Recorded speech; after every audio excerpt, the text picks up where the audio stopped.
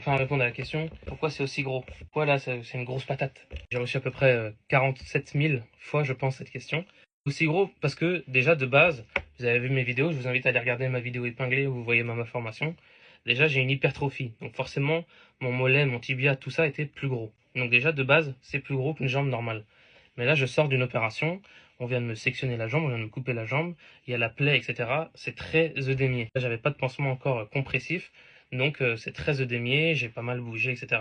Donc voilà, tout est vraiment très très gros, ça va vraiment dégonfler, dégonfler, dégonfler. Pour que ça dégonfle et que ça obtienne une forme un petit peu conique, là on utilise un pansement compressif. C'est un pansement comme un pansement un peu traditionnel, sauf qui est bien serré, il y a une technique pour le faire. Je vous montre un petit extrait vidéo. Du bandage. Okay.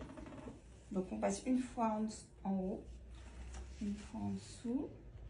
L'aluminium absolument pour lui donner cette forme conique. Ça permet d'aider déjà à drainer tout ça, à affiner le membre. Le but là, c'est d'enlever le maximum d'œdème pour pas que ça cicatrise mal. Parce que là, avec l'œdème, ça tire bien sur les tissus, ça tire bien sur la cicatrice, et ça peut empêcher une bonne cicatrisation. Donc le plus important là, dans les jours à venir, dans les semaines à venir, c'est vraiment de faire réduire au maximum l'œdème, c'est très important. Il y a des bleus partout, c'est très gonflé, il y a des fortes chaleurs, tout ça, ça aide pas du tout. Donc là, hop, je mets ma jambe tendu comme ça, un peu surélevé, pareil dans le fauteuil, et tous les jours, je refais mon pansement compressif.